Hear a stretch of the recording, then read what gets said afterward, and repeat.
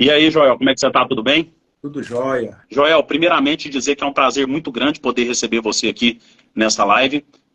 Fiquei muito grato de receber a sua resposta, que foi quase de imediato. Assim que eu citei o seu nome, já apareceu você me respondendo lá. Você, assim como muitas outras pessoas, inclusive os que já passaram por aqui, o Rafael Reis, a Janaína Martuccello, também lutam por uma pecuária mais justa, uma pecuária que o próprio pecuarista pode fazer os números dele sem ficar muito dependente aí dos números de mercado. Uhum. E agora recebendo você aí para conversar com a gente.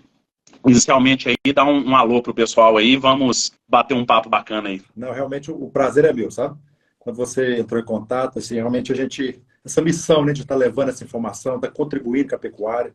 Eu já fui um pecuarista que passei por muitas dificuldades, né, mas isso por falta de conhecimento. Então, assim, quando você entrou em contato, assim, é uma oportunidade aqui da gente estar contribuindo, né?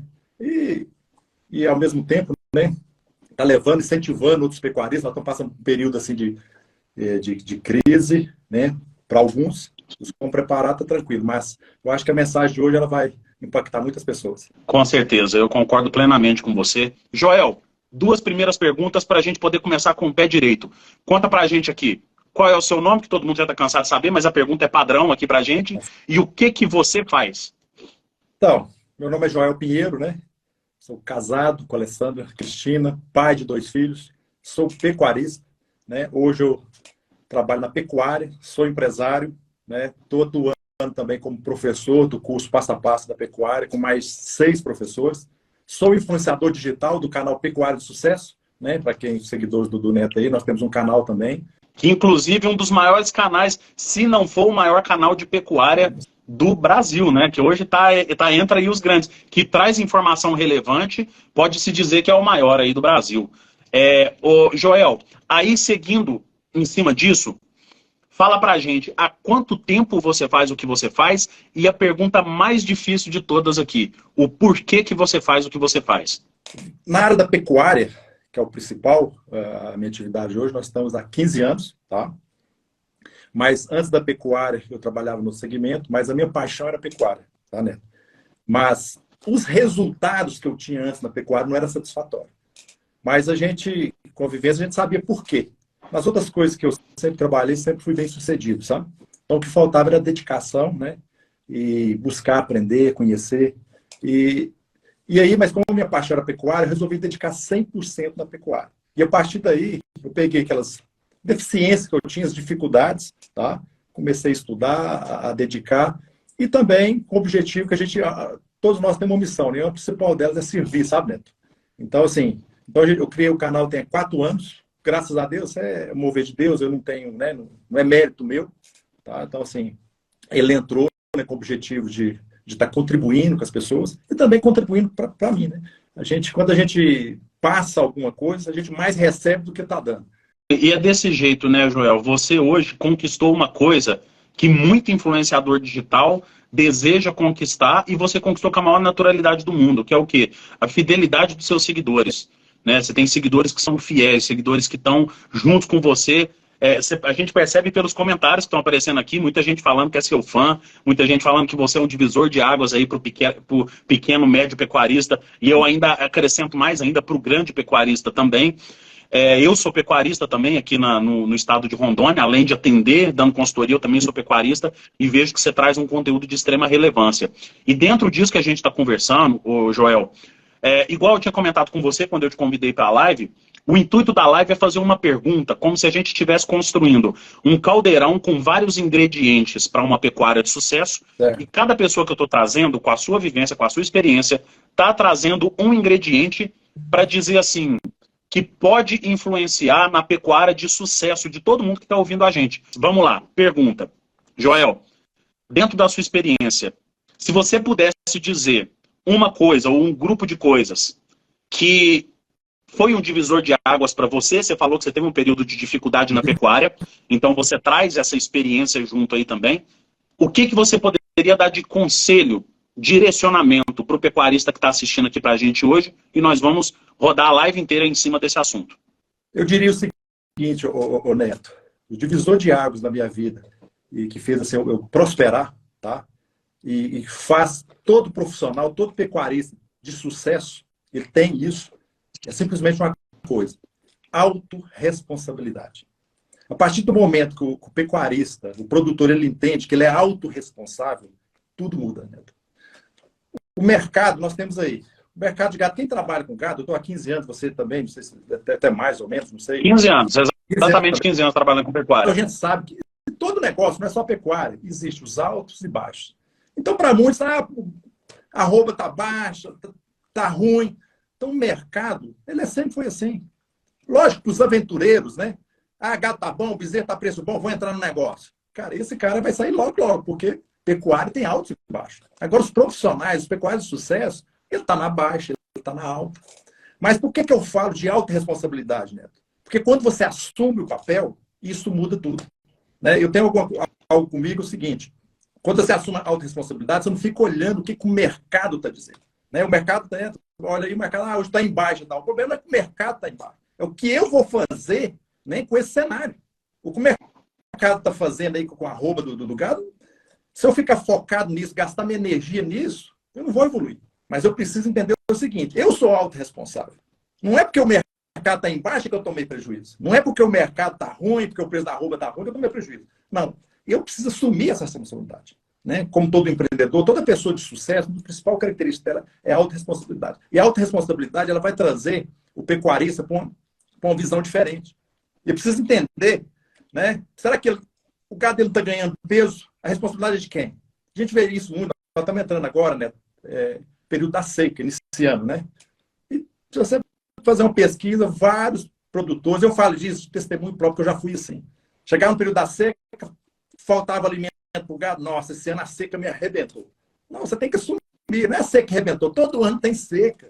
Né? Você que se organizou no período das águas, que Deus estava abençoando, mandando chuva, tinha temperatura, luminosidade, tudo a seu favor, o que você fez? Agora, a arroba está barata.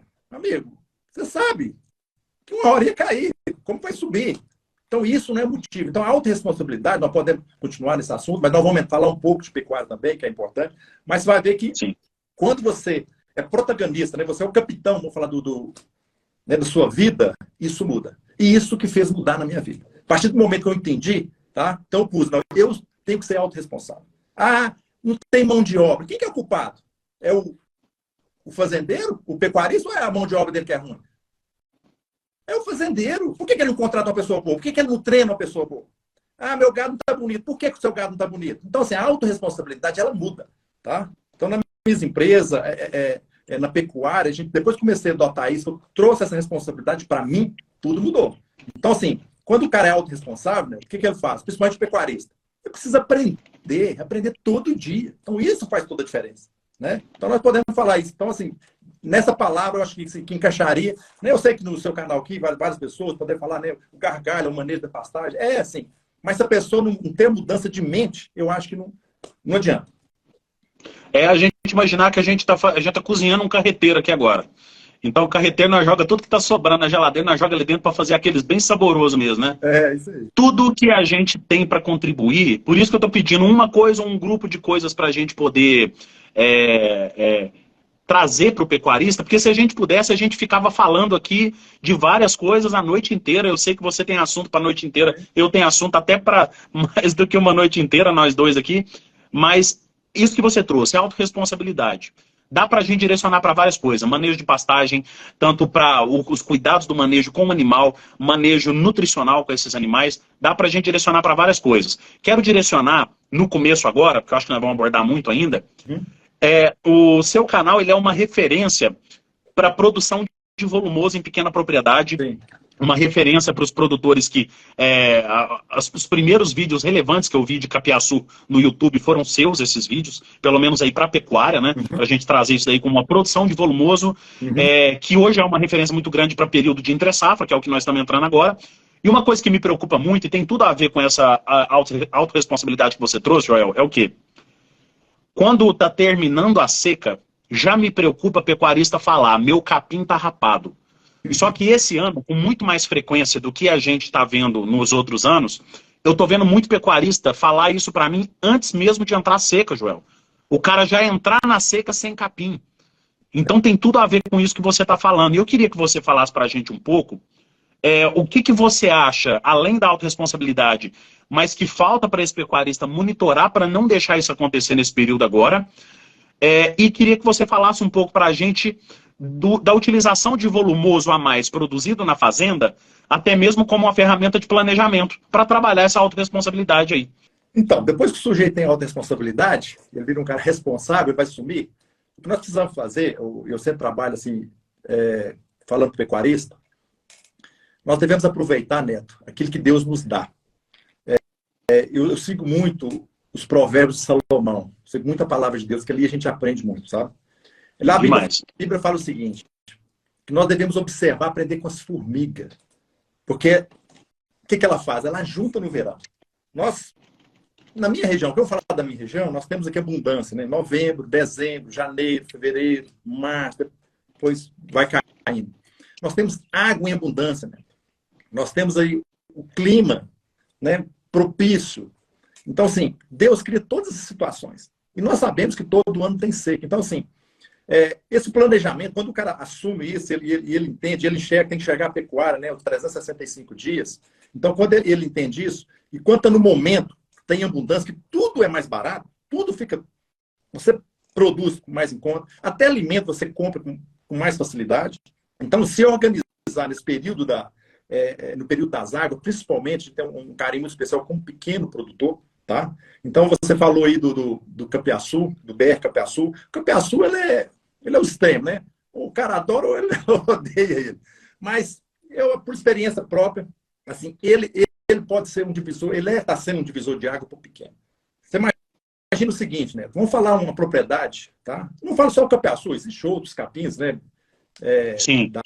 Da espécie dele, que pode também trazer solução. Mas imagina uma propriedade de 5, 10, 20 hectares. Se a gente pensar só em pastagens normais, você tem lá, vamos supor, 15 hectares de pasto, 10 hectares de pasto. Isso no período da seca, você não põe animais nenhum, unidade animal nenhum. E o Capiaçu, eu tenho experiência aqui, tá? E hoje com as tecnologias que você tem, né? Eu tenho um módulo aqui de 15 hectares, onde 15 hectares a gente dividiu esse projeto em vários módulos, né, de pastejo rotacionado. Eu tenho um módulo de 1,5 hectare em 12 piquetes, eu tenho 3 módulos mais ou menos de 2 hectares, dividido em piquetes, e eu tenho reservado 30% para me produzir Capiaçu. E eu já trabalhei antes, já fiz silagem de milho, já fiz várias outras. Então, o Capiaçu, ele é uma alternativa para você se preparar, né, para o período da seca. E também para baixar custo, e também como um regulador, Neto, eu acho muito importante, não só um capô. Quando eu falo Capiaçu, eu estou falando muito assim, imagina um pasto pulmão. Eu utilizo ele aqui como um pasto pulmão. Porque hoje você tem tecnologias, né, proteinadas, você tem tecnologias que pode corrigir aquilo ali. E o volumoso, hoje o desafio é o volumoso, com uma pequena propriedade. Porque o concentrado você consegue comprar. Então você tem um volumoso, mas o Capiaçu talvez ele tem baixa qualidade. Tem. Mas ele produz muito na pequena propriedade. E ele traz a solução. O cara tem 5 hectares. Eu tenho produtor, né, seguidor nosso, o cara tem 5 hectares. Eu tenho lá, quando faz 5 hectares de pasta, eu tenho lá 3 hectares e meio, 4 hectares de pastagem, tem lá 1 hectare. E eles mandam testemunho, Joel, acabou meus problemas. Passei 2 anos aí, tranquilo, na seca, Capiaçu. Para outros que não entendem, quer transformar o Capiaçu num capim milagroso, né? Eu faço silagem de milho, vou plantar o Capiaçu, vai trazer solução para minha propriedade agora vou baixar custo. Não é bem assim. Né? Ele vai suprir. E ele supre muito bem algumas categorias de animais. Né? Talvez, né, uma vaca vazia, você está com um animal ali que você não precisa, você quer manter, mesmo passar seca. Eu confio aqui com o Capiaçu. Eu trabalho com o Capiaçu in natura. E mais, eu utilizo ele, Neto, como uma ferramenta hoje. Você pode, eu estou falando muito, se quiser cortar, você pode cortar, viu? Tranquilo, tranquilo. Eu utilizo muito o Capiaçu hoje para me auxiliar, me ajudar no manejo das pastagens. Mas como assim, Joel? Ajudar nos manejos da pastagem. Hoje eu tenho um módulo aqui que eu estou passando com 15 unidades de animal. Tá? Eu posso explicar como. Com o Capiaçu. O módulo com 15 ou 15 unidades de animal por hectare? Por hectare. Bacana. Tá? Mas como que eu estou fazendo? Nós precisamos entender o seguinte, Neto. 99% do pecuarista ele joga capim fora. Joga. Pode fazer a pesquisa. Por que ele joga capim fora? Tem gente que acha, ô Joel, que perder capim é só rapado. E não é, não. capim passado demais, inclusive o Luan Matos perguntou aqui de capim passado, qual a suplementação ideal. Tem muita gente que perde capim por passar da conta. Eu creio talvez até mais pessoas. Né? Eu vejo Sim. muito produtor aí, bate no peito, minha pastagem está sobrando, tá linda, tá? Nossa, está sobrando pasto. Eu comigo, né, educadamente, mas penso comigo, você é um grande imbecil. Gosta de jogar dinheiro fora. Né? Por quê? Porque o capim que vai transformar em carne e leite, né? Não tem outro. Então, aqui eu faço conta aqui de 300 quilos de matéria seca, uma arroba produzida. É isso que eu faço conta. Então, aqui eu não permito meus funcionários, mas eles têm essa consciência, a gente treina eles, fala, escuta, 300 quilos desse sujeito, desse negócio aqui, vai me transformar numa arroba. Hoje está R$200, né? Mas estava 280, R$300. Então, assim, e o que acontece? No período das águas, você dá exemplo de alguns produtores, a gente conversa. O cara põe certa quantidade, vamos pôr lá, 50 cabeças no início das águas, novembro. E ele passa com essas cabeças, 50 cabeças, até o final das águas, iniciando a seca. Beleza. Só que ele não faz nada, dá um sal mineral. Esse cara, Neto, ele está jogando capim fora. Ou alguma coisa está acontecendo errado. Por quê? Existe um X na curva. O capim ele começa a produzir muito, novembro, dezembro, janeiro, depois começa caindo. Ele termina a seca com a mesma produtividade de cima? Nunca. Lógico que não. Então ele produz mais no início e menos aqui. E o gado é o contrário. Ele começa com peso baixo e ele vai ganhando peso. Então ele começa a consumir um pouco. Mas como é que essa conta fecha? Se você não jogar capim fora. Não fecha. Então o que eu faço aqui? Eu trabalho aqui obedecendo, né, o manejo certo da altura do capim, não bastante, mas na carga máxima. Né? Então eu tiro, por exemplo, vou te dar um exemplo do módulo meu aqui. Eu tenho 1,5 hectare, dividido em 12 piquetes, tá? O capim MG12 paredão. Então a gente produz aqui em torno de 35 toneladas de matéria seca. Vai dar umas 32 no período das águas. 90% da minha produtividade, como eu intensifico muito, estou jogando hoje uns 400 quilos de nitrogênio, falando de nitrogênio assim, no período das águas, né? Então, assim, 90% da minha produtividade do capim no período das águas, tá? Então, o que acontece? Então, eu trabalho com a carga máxima ali, e aí eu utilizo o capim in natura para complementar. E eu adaptei meu gado aqui. Então, ele fica 16 horas no capim e 8 horas lá no coxo na frente. Então, ele passa a parte da manhã à tarde, 4 horas da tarde eu solto ele para o pasto, ele volta no outro dia, 8 horas da manhã para o coxo ali para complementar. E ali não vai trazendo o equilíbrio. Tá? Tá precisando, o capim está sobrando?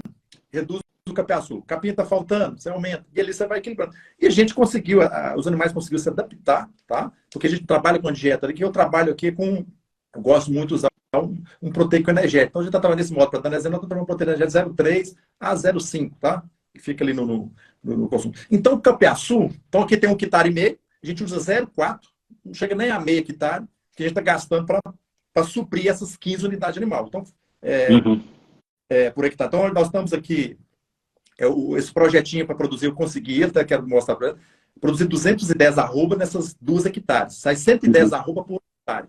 Tá? Então, o que faz? Então, ali eu estou produzindo e está se consumindo.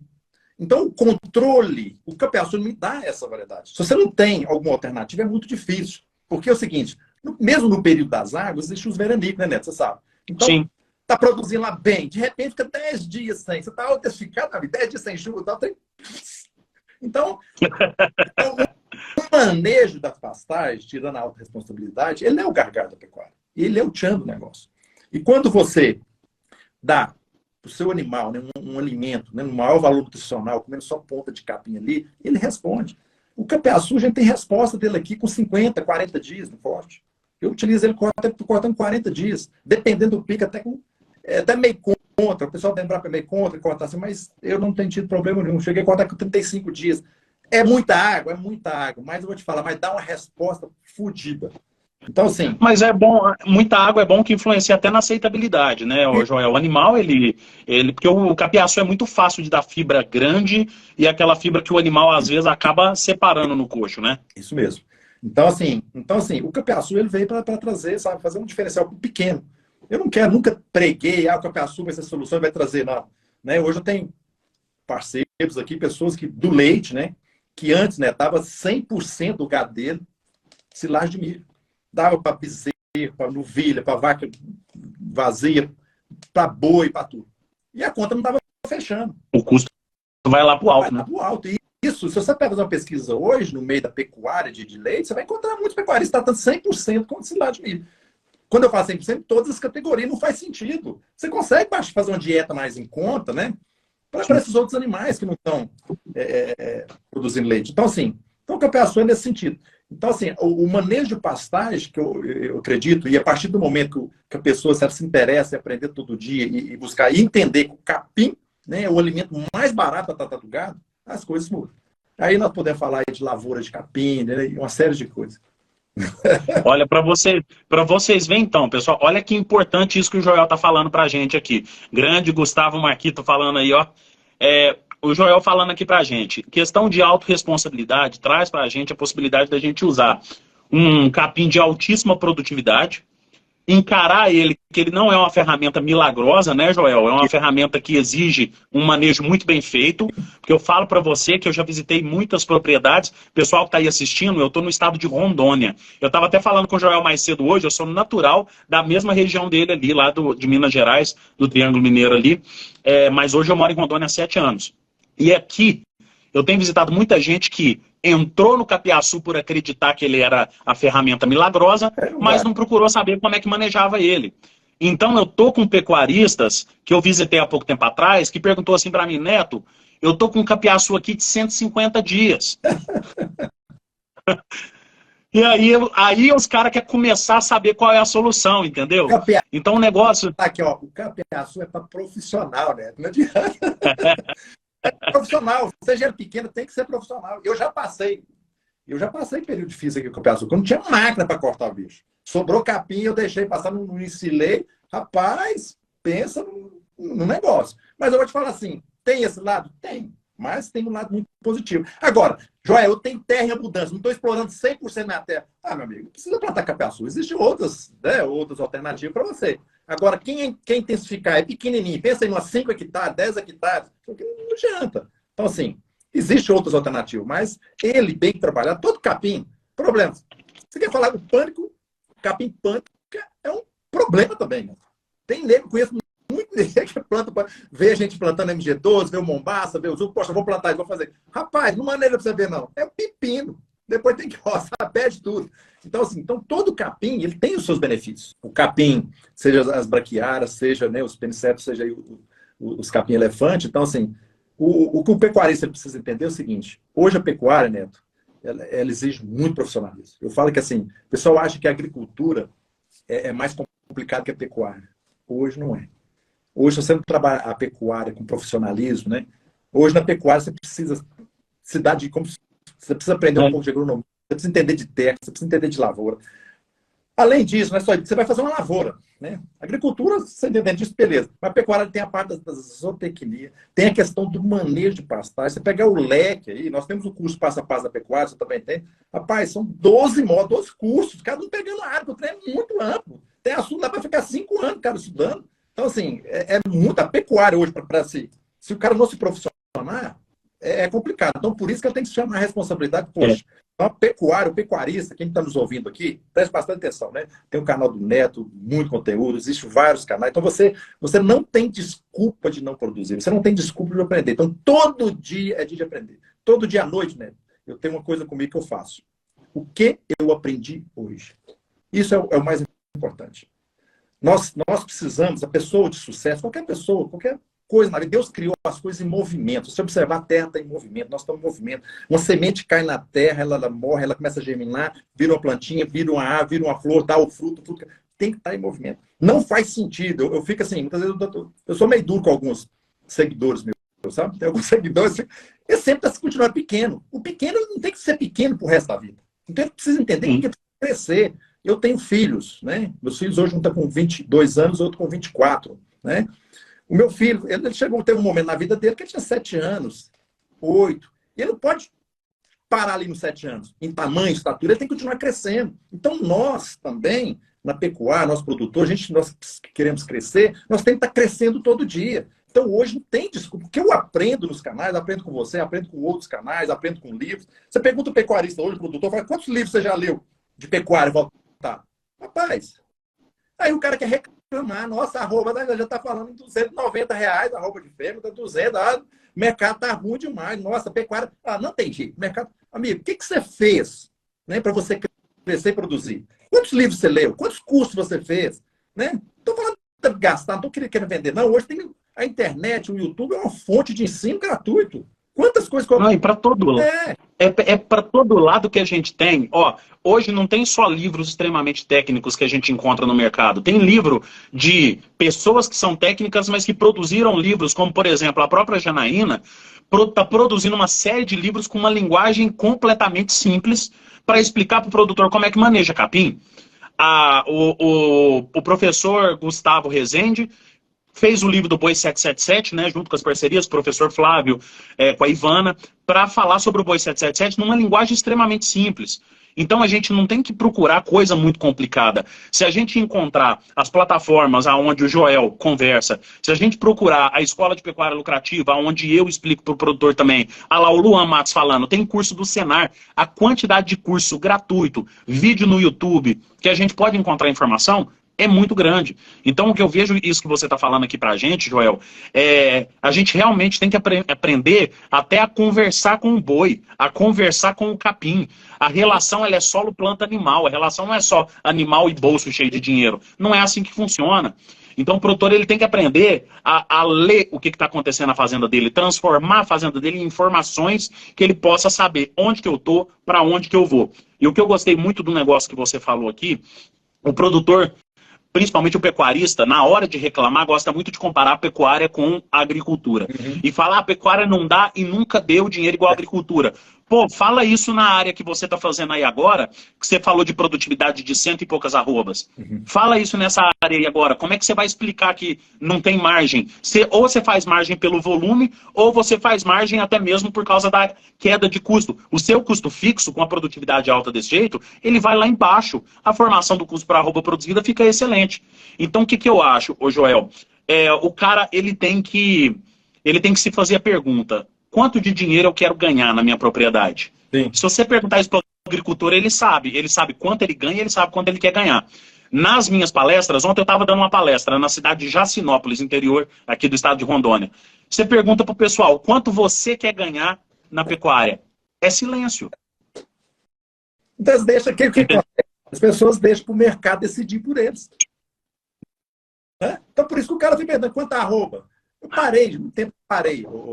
Quanto arroba? Gente, eu não gasto energia mais com isso. Eu gastava muita energia com isso, leilão, procurando saber e tal. Amigo, vai concentrar energia em outras coisas. Da porteira para dentro eu tenho domínio. Então, aqui da porteira para dentro eu sou governante, eu vou governar. Né? O mercado pode decidir a questão, mas aqui eu vou governar. Então, assim, isso faz muita diferença. Vou aproveitar aqui, né, já que você falou aí de livro aí, ó. Pode falar. Você conhece, esse livro aqui é do Manuel Rosalino, tá? O controle do pasto engorda. Né? Para vocês que estão assistindo aí, ó. Vou ser sincero, esse livro foi lançado esse ano. Vou falar, um dos melhores livros que eu já li. Leitura simples. Muito bom, leitura fantástica esse livro. Muito bom. E não vou fazer um negócio diferente. Né? Quando eu gosto, eu comprei vários livros dele, sabe, para me doar. Então, zerinho. Você vai sortear aí, não sei o que você tem, para quem está na live, vai ficar até o final. Compartilha aí, pessoal. Deixa o comentário. Então, o Neto vai sortear entre os comentários aqui o livro aqui do Manuel, com tudo. São mais de 300 páginas, pessoal. Mas aqui tem conteúdo científico na prática. Assim, o Manuel ele foi muito feliz nesse livro. Assim, eu fiquei muito contente com esse livro. Eu comprei até 10 exemplares dele, é muito barato. Não existe. Gente, Joel, aqui tem anos de pesquisa, tudo resumidinho.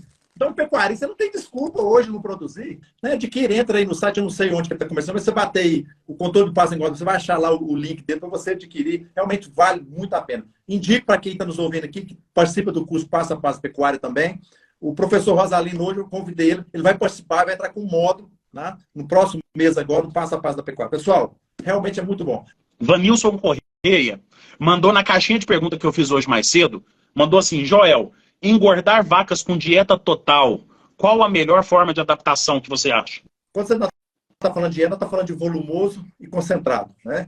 Então, no início, sempre a adaptação, a gente trabalha pelo menos de 14 a 21 dias. Tá? Então, no início, 70%, não devo passar de 70% de volumoso e 30% de concentrado. A cada semana, a cada 5 dias, você vai aumenta 15% no concentrado e vai reduzindo 15% do volumoso. Na segunda semana, na terceira, até na quarta, você vai chegar ali na sua dieta. Não falha, pessoal. Assim, é assim que a gente tem trabalhado e muitos têm feito. Eu não sei como que o Neto... Isso aí ajuda muito, né? A vaca a não sofrer, a não sentir muito esse negócio dessa mudança brusca da dieta. Tem gente que às vezes não entra com adaptação nenhuma e eu gostei demais da sua colocação para essa dieta. Deixa eu te perguntar, antes de fazer a pergunta próxima do Matheus Dorigon, eu não sei, porque eu não entendi muito bem a pergunta dele. Deixa eu te perguntar antes. Aí na sua propriedade, nos seus vídeos, você fez um consórcio de Tifton com paredão? Não é Tifton com paredão. Eu fiz o seguinte... Quando você vai manejar um capim, você tem que obedecer à categoria dele. Eu tenho um paredão aqui, ô Neto, e como meu pasto é bem manejado, o que acontece? Na realidade foi natural. Começou o seguinte, eu tinha um paredão e na beira da estrada tinha um capim Tifton. Tá? E o paredão, o capim pano, você sabe que ele é muita torceira, né? Não tem espaço. Sim, sim. E agressivo. Esse Tifton começou a entrar por baixo ali. Uhum. O capim principal, é o paredão, que eu faço o manejo. O Tifton começou a entrar. Engraçado que entrou e foi um resultado bacana. Ele começou a preencher, tá? E aí tinha algumas falhas lá e a gente aplicou e tá dando certo. Eu não falo, quando eu falei, gente, vou fazer um experimento aqui e tá dando. Por que tá dando? Porque é o seguinte, se o Tifton vier a morrer, para mim não tem problema. Mas o Tifton não vai dominar o pânico. Algumas pessoas, o Tifton lá vai virar uma praga, vai dominar o pânico. Não vai. Por quê? Porque aqui eu trabalho com manejo certo. O pânico aqui eu trabalho, ô Neto, eu trabalho baixando só 40%. Tá? Eu trabalho tipo no sentido rotativo. Então, eu estou entrando com 80 no MG12, então estou baixando só até 50, 45. Só comendo ponta mesmo. Tá? Nós podemos aprofundar nisso. Mas em função da fotossíntese. Tá? Nunca só a questão da altura do capim. Então, assim, nunca o Tifton vai. Então, tem gado que gosta mais do que tem uns que comem o Tifton. Então, está indo muito bem, nenhum está prejudicando. Algumas áreas, quem está perdendo é o Tifton. Ele perde, mas a minha prioridade, o manejo que eu escolhi foi o paredão. Então, eu fiz esse experimento aqui, elas entrou muito, tá bacana. Não tá, até agora, ele demora muito, né? Vai levar aí agora que ele vai levar aí uns 3, 4 anos, porque eu estou deixando natural, sabe? Entrando. Mas não tem problema. O pessoal está com medo do Tifton pegar. E também, se pegar também o Tifton, eu tenho uma propriedade aqui de 12 hectares, toda em Tifton, é uma produção excelente.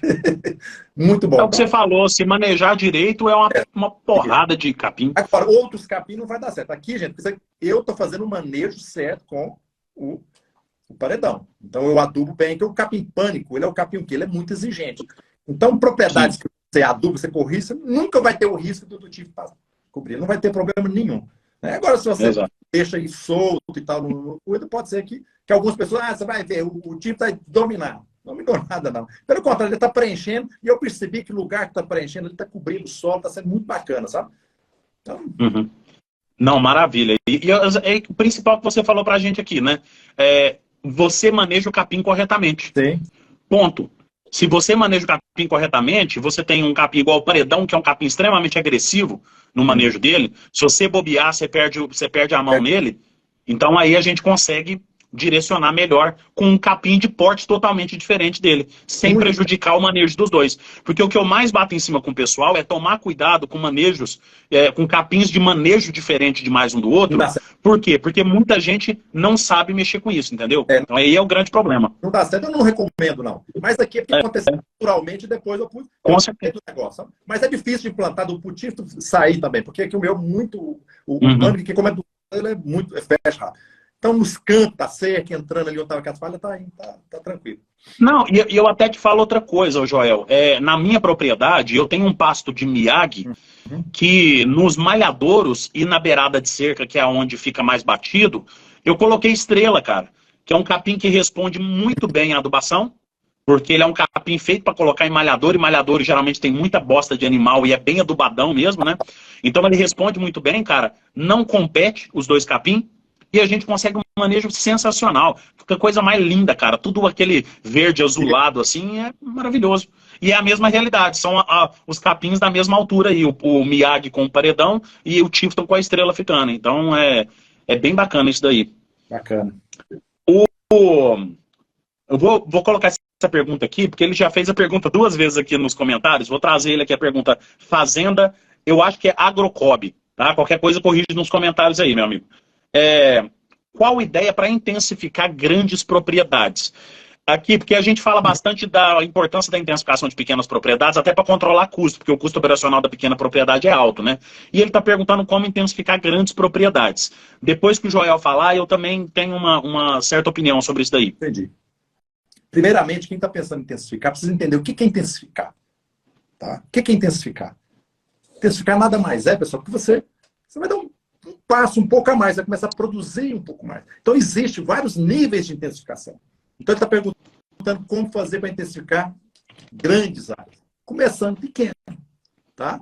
Mas a intensificação, mas antes de começar a intensificação, existem algumas intensificações que você não tem que pôr dinheiro. Que você pode começar principalmente nas grandes propriedades. Né? Terra. Neto, quando nós tratamos o animal, e eu sempre falo aqui com meus colaboradores que nós precisamos tratar o animal e a planta como ser vivo. João, mas eles é um ser vivo, mas eu sei que eles são um ser vivo, mas você precisa tratar ele como ser vivo. Então, quando você começa a tratar ele como ser vivo, o que acontece? Estou falando isso, mas eu vou chegar na intensificação. O animal, ele precisa de uma boa água.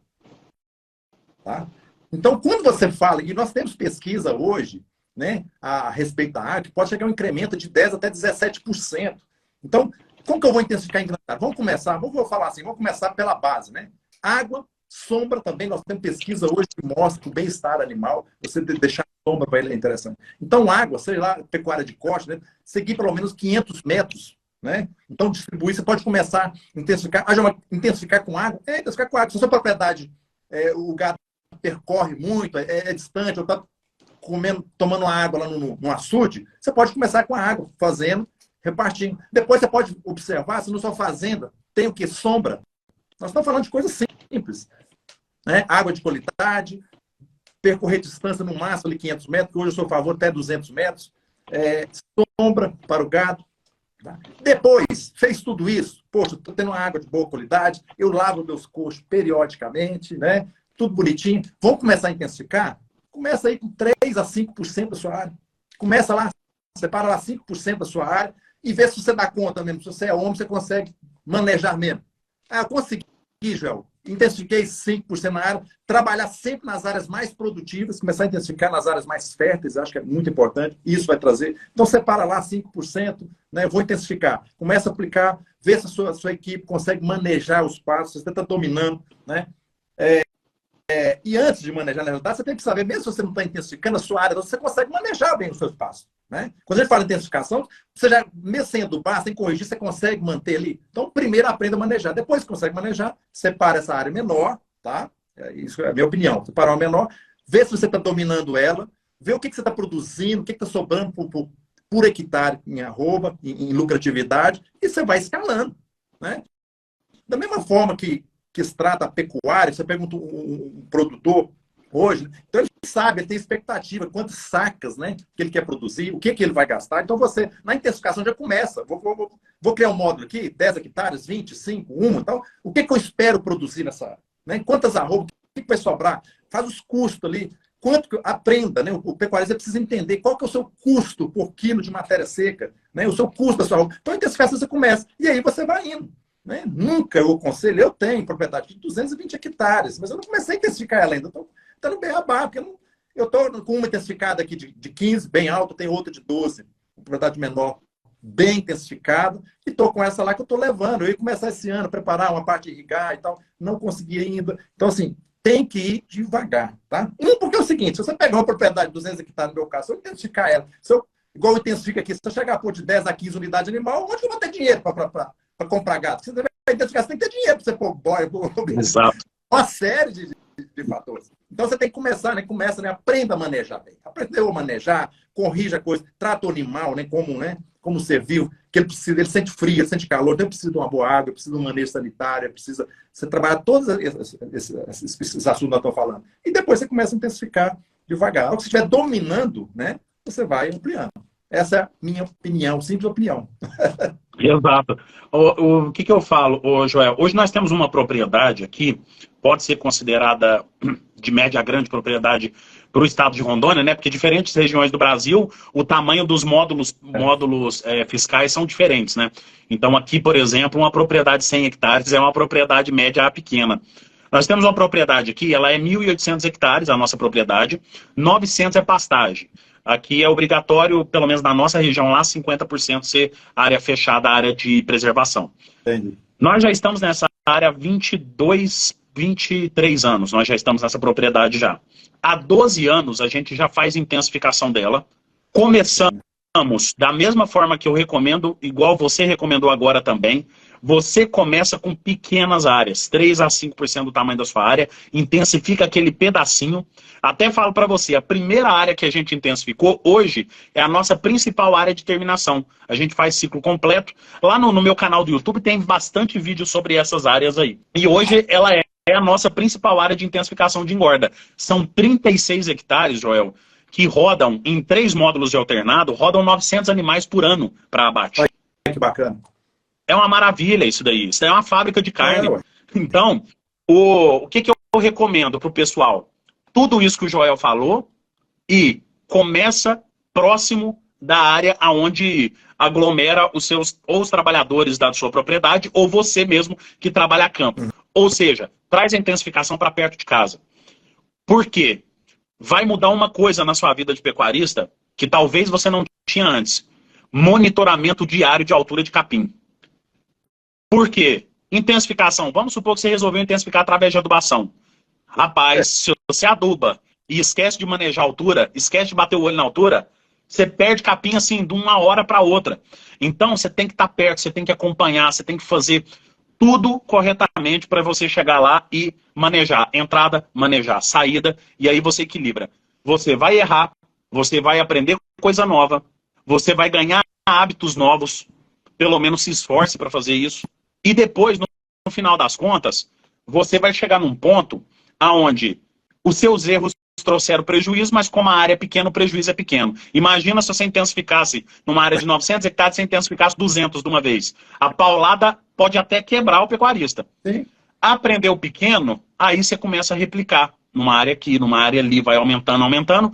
Hoje, 100% da nossa área é calcareada, adubada, e hoje, pelo menos 70% da área a gente faz adubação nitrogenada todo ano e reposição de fósforo. Bacana. Em 900 hectares nós estamos com 3.400 cabeças no pico de produção e agora na seca estamos com 3.200 cabeças. Maravilha. Então, o que acontece, Joel? Exatamente isso que você falou. Começa pequeno, aprende pequeno e aí você vai expandindo, vai aumentando, vai crescendo e aí com certeza você vai ter. Você precisa dominar, né, o Neto? É. Porque você adubar é muito bom, né? Você corrigir a terra, você adubar, ela é muito bom. Mas se você não colher o que você está adubando ali, que produziu, não faz sentido, é jogar dinheiro fora. Então você tem que estar preparado. Então, por isso, começar com um modo pequeno é muito importante você ter domínio. Você precisa, né? O Neto faz isso, a gente faz isso. Você precisa entender quanto que 1 quilo de nitrogênio você jogar na sua área, o que vai produzir de matéria seca. E o que aquilo ali vai converter, porque aí fica fácil. Mas se você tem domínio disso, você sabe o que vai produzir. Você tem o gado para comer aquele capim, para transformar aquilo em carne e leite. Você tem o domínio, depois você vai expandindo. Né? Então, assim, a maior escola que o pecuarista vai ter é na própria propriedade dele. É começando pequeno, né? Pegar o que ele está aprendendo no meu canal, o que está aprendendo com o Neto, ele está estudando e tal, e começa a pôr em prática. E começa a medir. Tá? Erros, né? Vai cometer. Eu cometi vários erros, tive vários, né, problemas com manejo, não é fácil, até você ajustar, você pegar ali, você ter a equipe, né, treinada ali. Mas o importante é o seguinte, você tem a meta ali, né, que você está vendo. E aqui você está na rota, né? Deu problema? Muda, mas a meta está a mesma. Mas você só muda um pouco a direção da polida da rota, mas você continua, né? Firme. Então, assim, a pecuária é que nós falamos, né, Neto? É aprendizado dia a dia, né? O ano que vem nós estar fazendo essa live aqui, não vamos estar trazendo outras coisas aqui que a gente está aprendendo no dia a dia. Não tem nada. Com certeza. A técnica que meu pai e que meu avô fazia, hoje, se falasse para eles que a gente faz o que está fazendo hoje, chamava a gente de louco. Né? Então, até hoje ainda tem muita gente que chama de louco, né? Mas mesmo assim a gente tem que seguir muito bem na pecuária. Para a gente finalizar, eu vou fazer uma pergunta minha aqui para você. Infelizmente chegaram muitas perguntas aqui que a gente não vai... Oi? Já está no fim? É muito assunto para falar, né, cara? E assim, essa pergunta que eu vou fazer para você aqui, aí eu tenho certeza que a gente vai usar um tempo em cima dela, aí a gente aproveita para fechar com chave de ouro com ela aqui. Joel, você falou umas 2 ou 3 vezes durante essa live o termo lavoura de capim. É. O que o pecuarista tem que colocar na cabeça para ele produzir uma lavoura de capim corretamente na fazenda dele? O que é esse manejo de lavoura de capim? Fala para a gente, dentro da experiência que você está vivendo com capim aí na sua propriedade. Quando a gente fala em lavoura, vamos imaginar uma lavoura de milho, de soja. Né? Então, a lavoura ela tem um momento do plantio, ela tem um momento do crescimento e tem o momento da colheita. Tá? O capim não é diferente. Em lavoura de capim, nós temos que pensar o seguinte: eu estou produzindo capim, mas eu preciso aprender a colher o capim. E quando a gente fala em lavoura de capim, colher bem o capim, nós estamos pensando em vários fatores. Quando a gente fala em manejar o pasto na altura certa, né, o que nós estamos falando? É dar o quê? A planta, a gente precisa entender muito bem que a planta e o animal, eles é uma união ali, um precisa do outro. E o homem ele é o que vai estar equilibrando, controlando. A planta precisa do boi, porque se o capim passar do ponto, não é legal. Para a própria planta não é legal. Ela precisa, né? Ela precisa ser podada ali, vamos falar assim. O boi também, ele precisa do capim. Então, os dois são a chave ali. E o homem está ali no meio. Então, quando a gente fala em manejar bem, fazer uma lavoura de capim, quando você maneja o capim na altura certa, vou falar bem rápido aqui, assim, para deixar uma mensagem, o que acontece? O gado está comendo ali do melhor, né? Como ele é um ser vivo, ele está comendo assim, vamos imaginar que você está num restaurante, você está comendo aquela comida saborosa. Então, o capim, quando é manejado, ele está comendo só ponta ali. Mas o mais interessante, que quando o gado, além de estar comendo ali o melhor, que ele vai estar ganhando peso, o mais interessante, que nós aprendemos desde pequenininho na escola, tal da fotossíntese. Se você quer produzir capim, quer produzir mais, presta atenção nessa palavra, fotossíntese. Quando você deixa resíduo ali, você tira o gado, deixa mais folha, o que acontece? A planta, acontece a fotossíntese. A fotossíntese vai fazer o quê? Ela vai utilizar da própria planta, ela vai produzir o alimento dela, então ela vai começar a produzir mais. E ela não vai tirar a energia de onde? Do sistema radicular.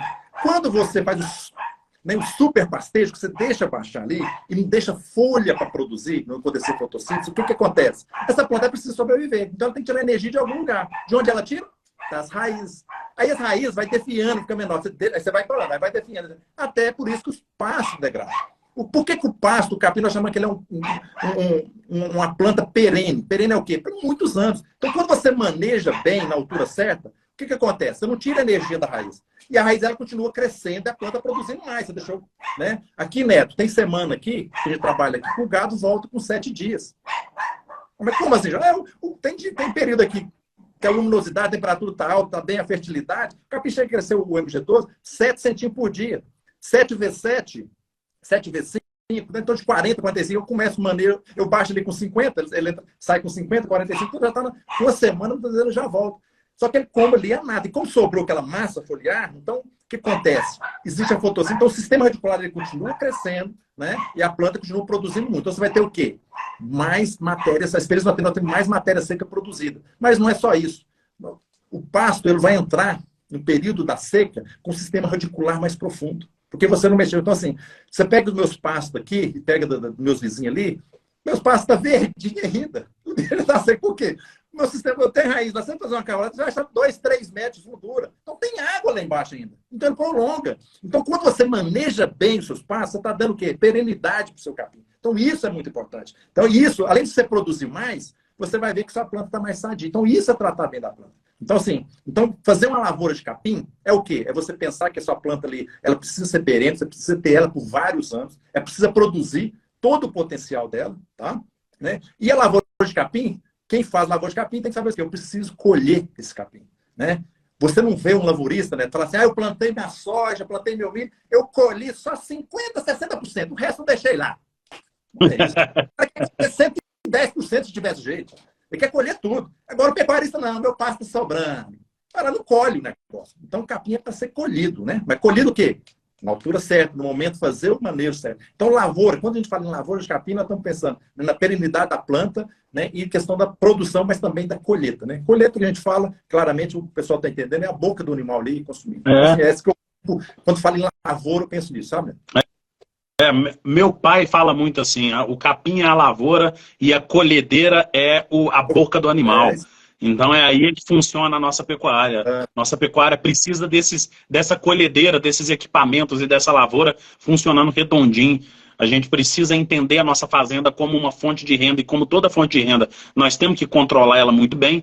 E acima de tudo, gente, seguir pessoas que têm esse mesmo propósito que eu e o Joel temos aqui, que é trazer informações para vocês de forma a gente direcionar uma pecuária mais eficiente, uma pecuária lucrativa, com dicas simples.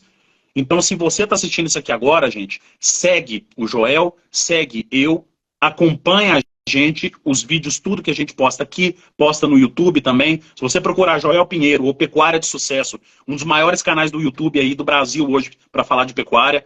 Hoje, o meu canal lá, Prado Pecuária Lucrativo, você encontra muita coisa. Joel, muitíssimo obrigado por ter aceitado o nosso convite. Espero que seja o início de uma parceria bacana para a gente poder fazer mais eventos como esse aqui. Da mesma forma que eu pude contar com você aqui nesse evento, pode contar comigo em qualquer oportunidade que você precisar aí para poder falar de nutrição de bovinos de corte, manejo de pasto. Eu estou à disposição. E eu quero que você faça uma última coisa para a gente, que eu peço para todos os convidados do Juntos pela Pecuária. Recomenda para a gente uma pessoa para eu chamar para fazer uma live futura aqui no Juntos pela Pecuária também. Não sei se ele teve aí, eu mandava o Manuel. Chama ele. Manuel Rosalino. Está anotado. Pode deixar que eu vou chamar ele também. Já vou deixar anotado aqui. Chamar o Manuel Rosalino para poder conversar com a gente aqui num futuro Juntos pela Pecuária. Pessoal, pecuária, se você que é pequeno produtor, preste bastante atenção no que eu vou falar aqui. Ó. Você não precisa continuar sendo pequeno sempre. O que nós precisamos, Neto, é ter uma mudança de mentalidade. Eu vou deixar 10 coisas rapidinho aqui que eu acho que possa ajudar. Então, você que é pequeno, médio ou grande, tenha uma mentalidade, né, dos profissionais de sucesso, dos pecuaristas de sucesso. Primeiro, mesmo sendo pequeno, você precisa ter uma visão positiva de futuro. Você precisa enxergar. Eu sou pequeno, mas enxerga onde você quer chegar. Então, isso faz toda a diferença. 2, você precisa agir em direção a essa visão que você está vendo.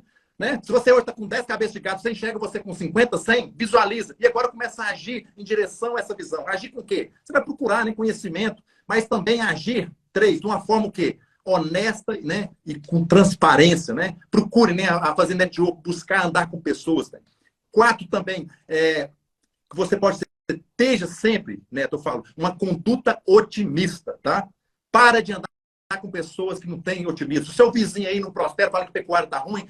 Para de ficar ouvindo que o mercado está. Procura, né, ter uma conduta otimista. Os produtores de sucesso, os pecuaristas de sucesso, você pegar eles, sempre tem essa conduta otimista. Porque você não é o que o mercado faz com o preço da arroba, é o que você faz em relação, né, a esse cenário que nós estamos vivendo hoje. Outra coisa do pecuarista de sucesso, você que é produtor, né, procure sempre superação pessoal. Superação pessoal, né, é fundamental. O que é superação pessoal? Procure sempre aumentar, né?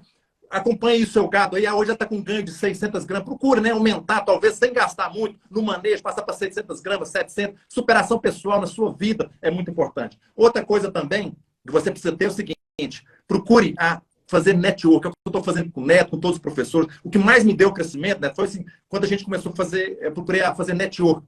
Andar com pessoas que realmente estão acima, no outro nível. Então, isso vai fazer toda a diferença. Então, um produtor de sucesso, ele se comunica, ele tem que ter uma rede de contatos. Então, isso é fundamental. E, né, você não precisa só produzir, você também precisa comercializar. Né? Hoje eu comercializo mesmo o Vilha aqui. Eu vendi no Vilhas aqui, semana passada, a 3.600, a 4.900. E só no Vilhas, se fosse na balança, dava R$2.200. Mas por quê? Porque a gente tem uma rede de contatos e já trabalha com gado de qualidade. Então, quando você começa a procurar trabalhar com gado cruzado, você tem essa rede de contatos, então ela faz toda a diferença. Mas outro fator que é muito importante dos pecuaristas de sucesso também, né, é a questão de servir. Né? Os momentos mais da minha vida que eu cresci foi depois que eu criei o canal, que eu comecei a servir as pessoas. Então, sirva seu vizinho. O que você está aprendendo aqui, que você aprende no dia a dia, passe para frente. Começa a servir, serve seu vizinho, começa a servir com conteúdos. Né? Servir é muito importante. E outra coisa também, aprender dia a dia, tá? Faça uma pergunta todo dia, né? O que eu aprendi hoje? Então, as pessoas de sucesso sempre elas estão aprendendo todo dia.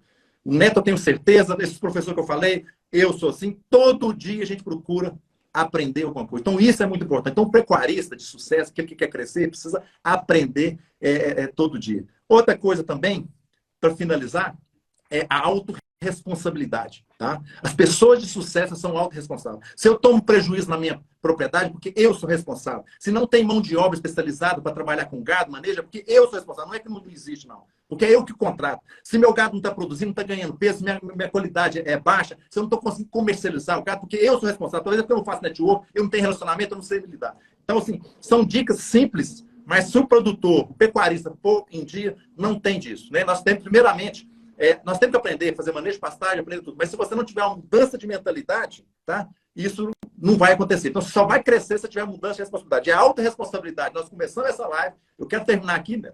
Que as pessoas saiam daqui. Você é responsável pelo seu sucesso. E se você está se tornando pequeno e sempre está continuando pequeno, algo está errado. O seu filho, ele é pequenininho, ele precisa crescer. Você também precisa crescer. Se você não está crescendo, não está progredindo, algo está errado. Tá? Quem me vê há 4 anos atrás, hoje, gente, a gente tem que estar prosperando, né?